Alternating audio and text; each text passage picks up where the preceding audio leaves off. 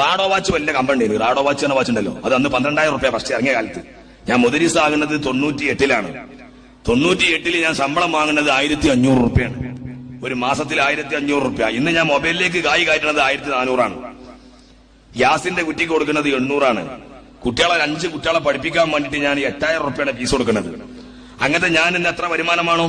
അന്ന് 1,500 റുപ്യ കാലത്ത് എനിക്ക് റാഡ വാച്ചിനും വേണ്ടി പൈസ ഒരുമിച്ച് കൂട്ടുമ്പോത്തിന് ഭാര്യ ഗർഭിണിയാവും. അപ്പൊ ഭാര്യ പ്രസവിക്കും. ഹോസ്പിറ്റലിൽ 1,500, പാർപ്പേർത്തിക്ക് 32,000, അത് പോത്തിനിറക്കാൻ 12,000. റാഡക്ക് കായ് തയ്യില്ല. പിറ്റത്തെ കൊല്ലം പിന്നെയും കായ് ഒരുമിച്ച് കിട്ടും. അപ്പോ ഇതിന് ഭാര്യ പിറ്റത്തെ കൊല്ലം പിന്നെയും ഗർഭിണിയായില്ലേ?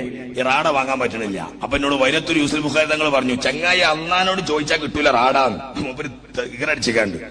ഞാൻ എന്തോ തമാശ പറഞ്ഞ അള്ളാണ്ട് ചോദിച്ചാൽ കിട്ടില്ലേ? അപ്പൊ ഞാൻ പറഞ്ഞു അള്ളാണ്ട് എപ്പോഴാ ചോദിക്കുക? മൂപ്പരണ്ട് മിമ്പറമെന്ന് ചോദിച്ചോ.